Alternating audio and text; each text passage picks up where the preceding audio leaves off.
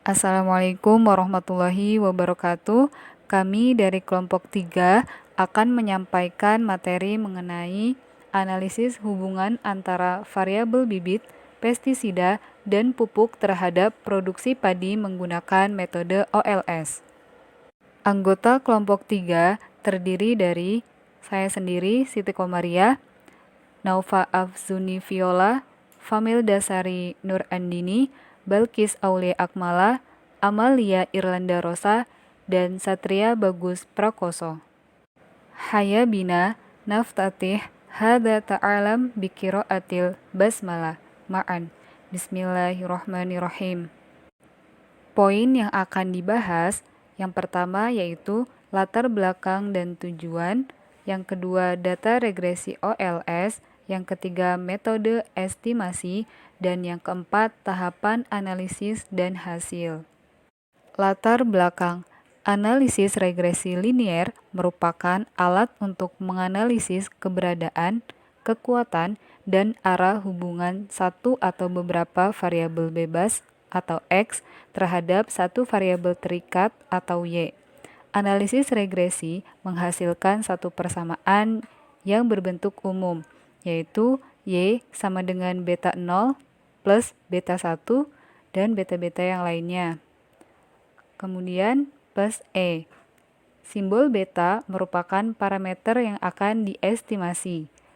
Metode OLS atau Ordinary Least Square pertama kali ditemukan oleh seorang matematikawan asal Jerman yaitu Carl Friedrich Gauss. Ordinary Least Square atau OLS merupakan salah satu model pendugaan atau estimasi parameter yang sangat populer dan mudah dipahami. Dalam OLS, variabel Y bersifat numerik, sedangkan variabel X dapat bersifat numerik atau kategorik. Jika X bersifat kategorik, maka perlu dikoding menjadi variabel dummy. Tujuan dari metode OLS. Metode OLS merupakan salah satu metode untuk mendapatkan estimator sedekat mungkin dengan parameter populasi. Kemudian untuk tujuan yang lainnya, metode OLS merupakan salah satu metode untuk mendapatkan nilai SRF atau Sample Regression Function yang baik. Selanjutnya ada contoh data regresi OLS. Nah, di bawah ini ada dua contoh regresi OLS yang berbeda. Yang pertama, menggunakan variabel 2X dengan ekspor pakaian jadi ke Jepang dengan data tahunan 1985 sampai 2000. Adapun persamaannya yaitu YT sama dengan beta 0 plus beta 1X1T plus B2X2T ditambah ET. Yang kedua ada produksi padi di Indonesia dengan data 23 provinsi pada tahun 1994. Adapun persamaannya yaitu YT sama dengan B0 plus B1X1I plus B2X2I plus B3X3I plus EI. Nah, yang selanjutnya ada lampiran data seperti yang telah disebutkan di atas. Berikut datanya. Yang di sebelah kiri tersebut adalah data untuk ekspor pakaian jadi, dan sebelah kanan adalah produksi padi di Indonesia dengan menggunakan 23 provinsi di Indonesia. Lalu ada tujuan dari contoh kasus yang diteliti oleh kelompok 3. Yang pertama, untuk menganalisis pengaruh variabel bibit, pestisida, dan pupuk terhadap produksi padi.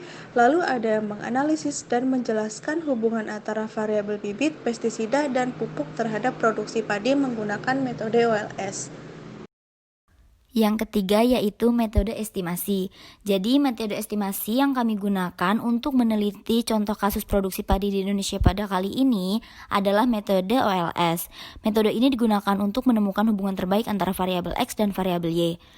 Untuk mengetahui valid atau tidaknya metode OLS ini, ada beberapa asumsi yang dijadikan pendugaan, yaitu pemenuhan asumsi heteroskedastisitas, autokorelasi, dan multikolinearitas. Yang keempat adalah tahapan analisis dan hasil. Jadi tahapan analisis kali ini menggunakan aplikasi RStudio. Yang pertama yang harus dilakukan adalah tentukan sampel penelitian. Kemudian masukkan data yang ingin diteliti pada RStudio, lalu regresi linear berganda, yaitu membuat summary, kemudian membuat statistik deskriptif, yaitu plot X dan Y, kemudian melakukan uji asumsi, dan yang terakhir adalah melakukan uji hipotesis F dan T. Penjelasan hasil regresi, estimasi parameter dan plot. Bibit 22,2399 positif, pestisida 35,4737 positif, pupuk 7,0995 positif. Keterangan nilai estimasi parameter dari bibit pestisida dan pupuk bernilai positif. Hal tersebut dapat dibuktikan dengan melihat bentuk plot positif ke arah kanan di atas. P value uji T alfa 10%, bibit 0,06.000 signifikan, pestisida 0,63202 tidak signifikan, pupuk 9,25 strip 07 signifikan. P value uji T alfa 5%, bibit 0,06.000 tidak signifikan, pestisida 0,63202 tidak signifikan, pupuk 9,25 strip 07 signifikan. Selanjutnya, p-value uji F.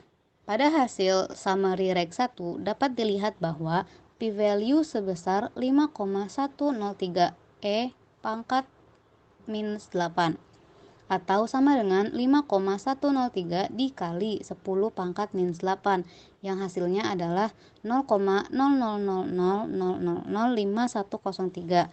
0 di belakang koma ada 7. Nah, nilai tersebut menunjukkan bahwa p-value signifikan karena p-value kurang dari alfa, dan alfa yang kita gunakan di sini ialah 5% atau 0,05. Maka dapat disimpulkan bahwa model ini layak dengan menggunakan alfa 5%. Kemudian, pada R-square terdapat dua nilai R-square, yaitu multiple R-square dan adjusted R-square yang memiliki nilai masing-masing sebesar 0,8497 dan 0,8259. Nah, pada hasil uji F, kita melihat nilai R-square dari multiple R-square, sedangkan pada uji T kita dapat melihatnya dari adjusted R-square-nya. Nah, nilai R tersebut dibilang sudah cukup baik karena kedua-duanya memiliki nilai yang mendekati +1. B. Penjelasan hasil uji asumsi. Yang pertama, uji normalitas. P-value sama dengan 0,3491. Misal alfa 5% atau 0,05. Keterangannya, p-value lebih besar dari alfa, maka data atau residualnya sudah normal. Yang kedua, uji autokorelasi. P-value 0,3076. Keterangannya, p-value lebih besar dari alfa, maka tidak ada autokorelasi. Yang ketiga, uji homogenitas. P-value 0,4117. Keterangannya, p-value lebih besar dari alfa. Varian dari residual sudah homogen, maka tidak ada heteroskedastisitas. Yang keempat, uji multikolinearitas, yaitu bibit 1,074, pestisida 1,66, pupuk 1,732. Dengan keterangannya, nilai VIF untuk ketiga variabel di atas nilainya kurang dari 10, maka tidak ada multikolinearitas.